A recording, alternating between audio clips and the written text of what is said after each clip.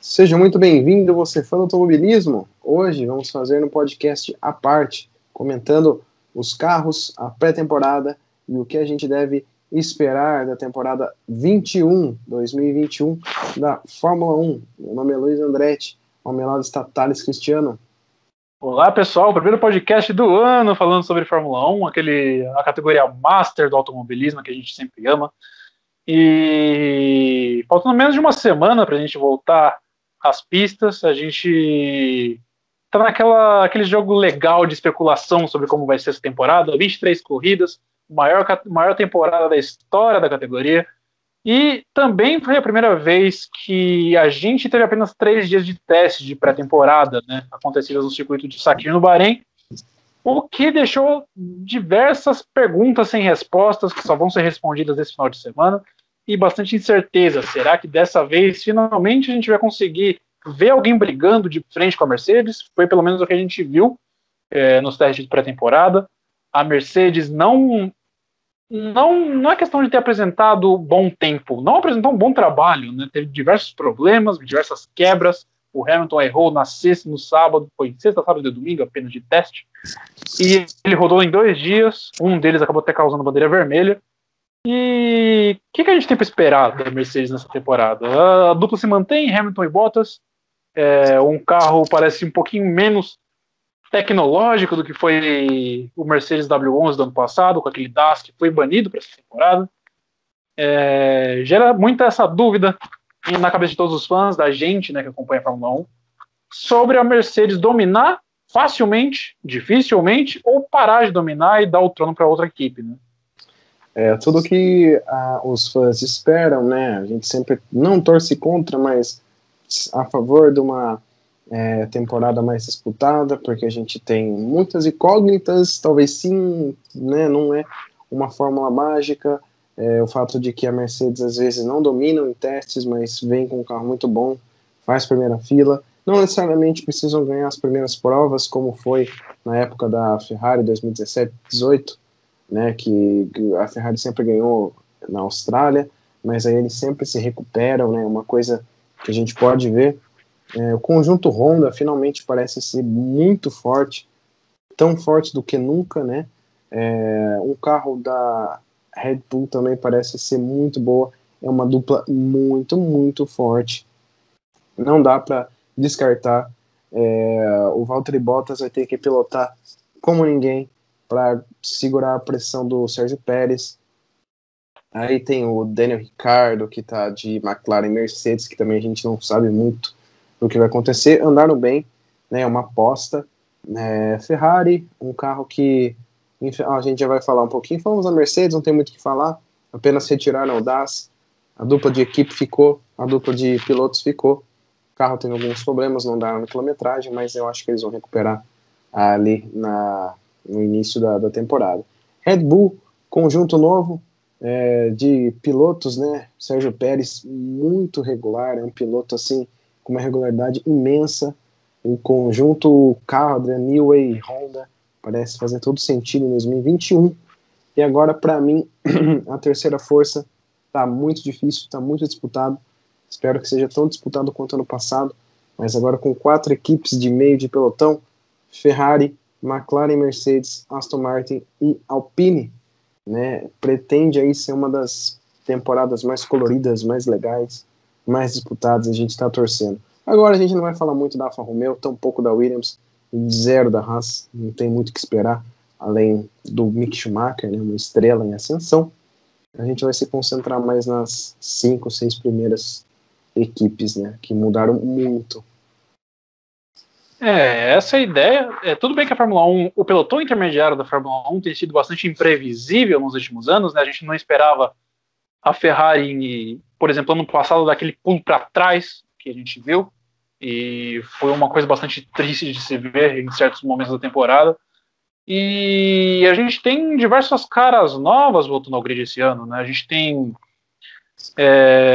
na equipe Alpine, a gente tem o Fernando Alonso de volta depois de 2 anos sabáticos na temporada, na categoria 19 e 20. Ele não participou da Fórmula 1, fez algumas provas esporádicas no Rally, fez as 500 milhas de Indianápolis em 2020, em 2019 não conseguiu se classificar, e agora volta a competir em tempo integral em uma categoria de nível mundial.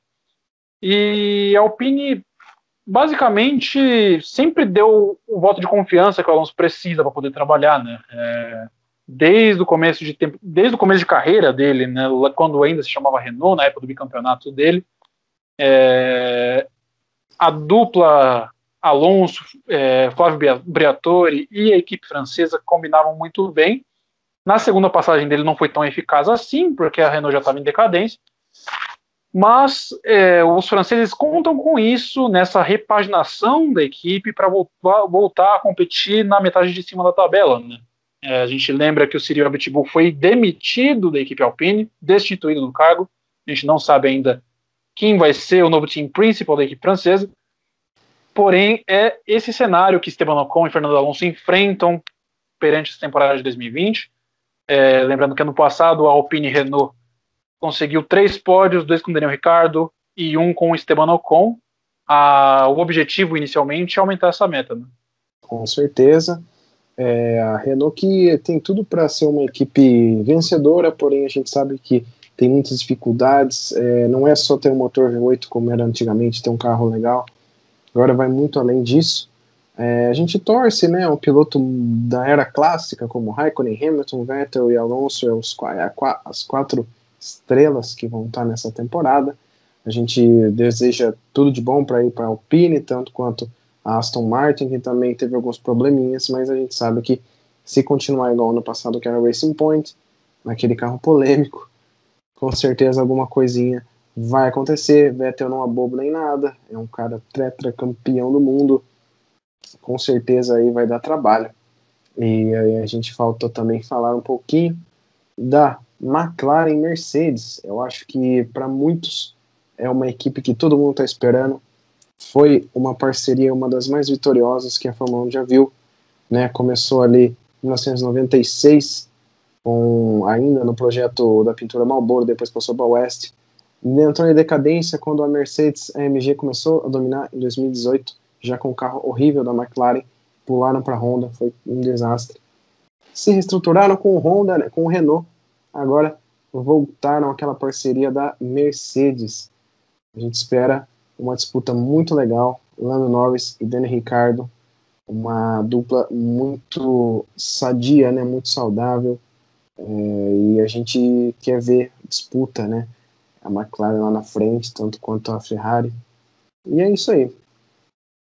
A McLaren, a gente teve uma declaração do Lando Norris, né, falando que não gostou da decisão da equipe de gastar os tokens de desenvolvimento no motor Mercedes, né.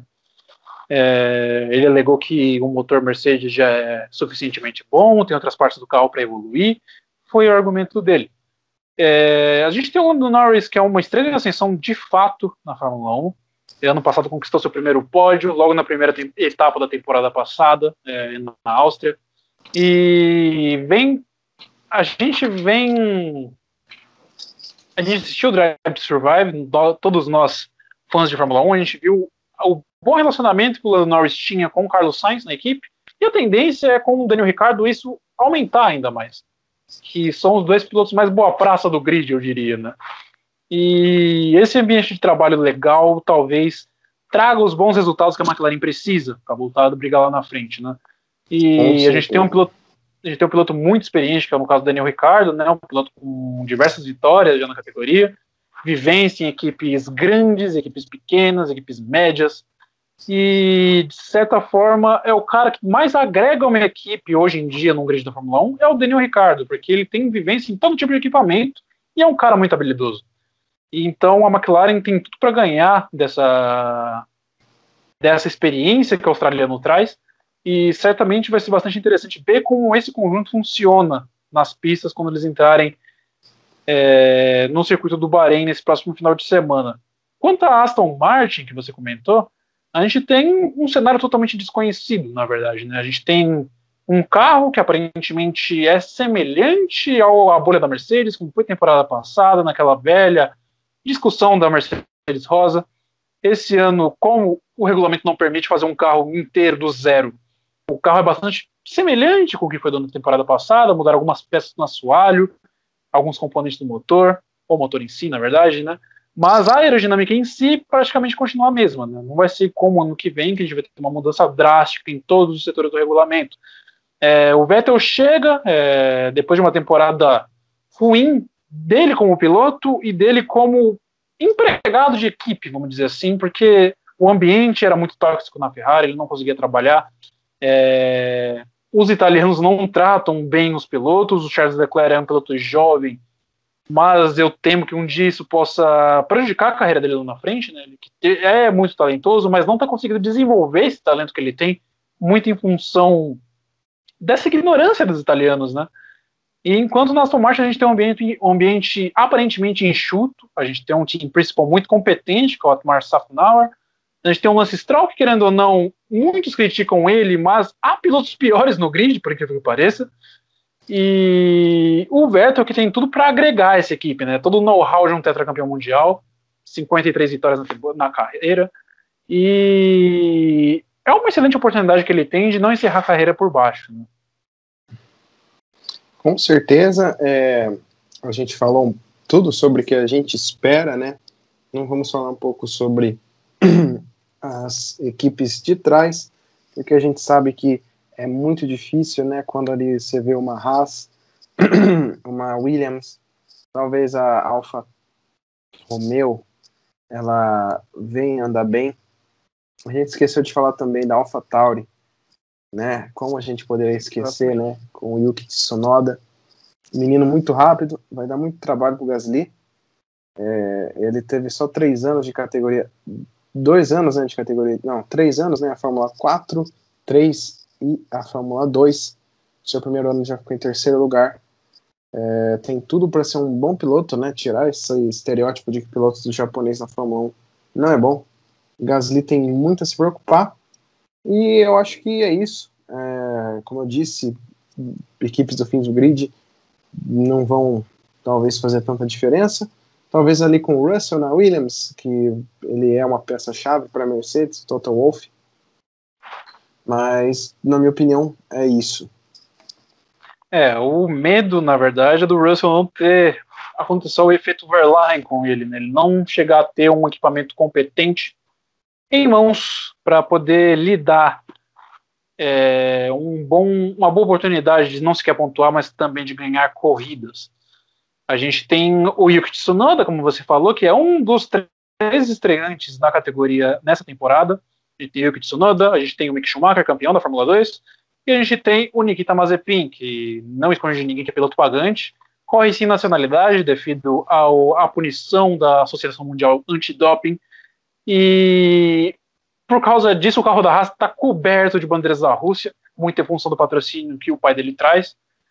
Mas desses 3, eu acredito ainda que o Mick Schumacher tem um potencial maior que o Yuki Tsunoda. E o Tsunoda, ele querendo ou não, foi jogado muito na fogueira, muito cedo na Fórmula 1. É o primeiro piloto da história da categoria a ter nascido depois, já no século XXI, né? Não necessariamente, ele nasceu em 2000, mas já nascido no terceiro milênio. Nunca na história da categoria isso tinha acontecido, um piloto ter nascido já no terceiro milênio e fazer parte da categoria da Fórmula 1. E assim vem o Yuki Tsunoda, né? Ele que parece um pilotinho de brinquedo, né? Ele é bem baixinho. Fez algumas boas atuações na temporada de 2020 da Fórmula 2. Acabou deixando o título escapar devido a falhas mecânicas e alguns erros bobos dele no começo da temporada, como era normal de um novato, né? Lembrando que ele fez apenas 1 ano de Fórmula 2 e já subiu para a Fórmula 1, uma coisa bastante rara de se ver. São nomes como Charles Leclerc e outros, o próprio George Russell, fizeram apenas 1 ano de Fórmula 2 e subiram para a Fórmula 1. E por isso está todo esse hype em cima dele, né? Ele está sob o cobertor da Red Bull, a gente sabe que é bastante cruel às vezes.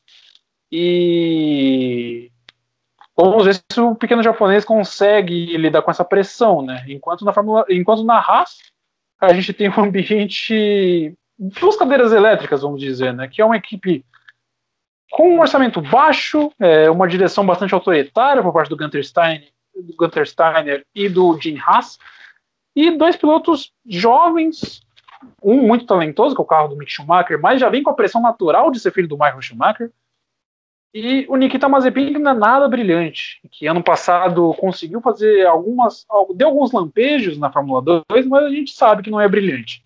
Teve pilotos com um desempenho muito melhor que o dele na Fórmula 2, subiu para a Fórmula 1 e não virou nada, como foi o caso do próprio Alex Albon ano passado, né?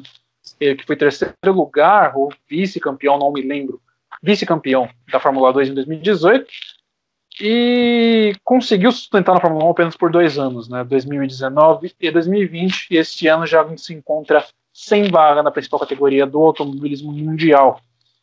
E uma declaração a declaração mais interessante que eu vi de todas as equipes até aqui é da Alpine. O presidente da Alpine falou que esse ano, pela primeira vez em muitos anos, a gente não tem pelotão intermediário, a gente tem apenas um pelotão.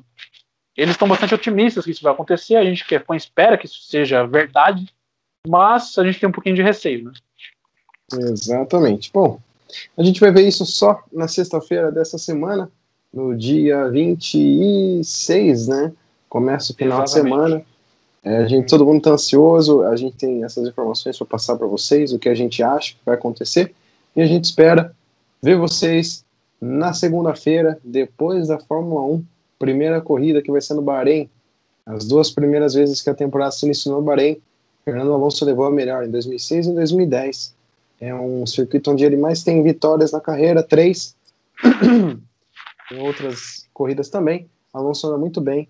E vamos ver, né? É uma incógnita aí, a gente quer ver tudo embolado, mas a gente sabe que a Mercedes e a Red Bull vem muito forte.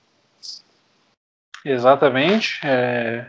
Temporada com 23 etapas, a gente esperava que o início fosse em Melbourne, como é de costume.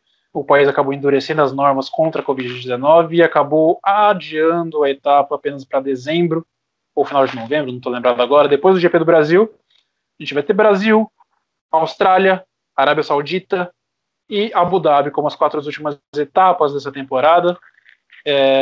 Em 2021 a gente vai ter a Arábia Saudita de circuito novo, a gente vai ter corrida na Holanda pela primeira vez. Vai ser bastante interessante de ver. E o retorno de Portugal também, né? Com certeza. Vai ser uma temporada recheada de muita coisa nova que a gente não viu. Cores, caras, pistas e muita coisa. Espero que você tenha gostado. Se você chegou até aqui, deixa seu like, não se esqueça de se inscrever. Ao meu lado está o Thales Cristiano e eu sou Luiz Andretti. Até a próxima.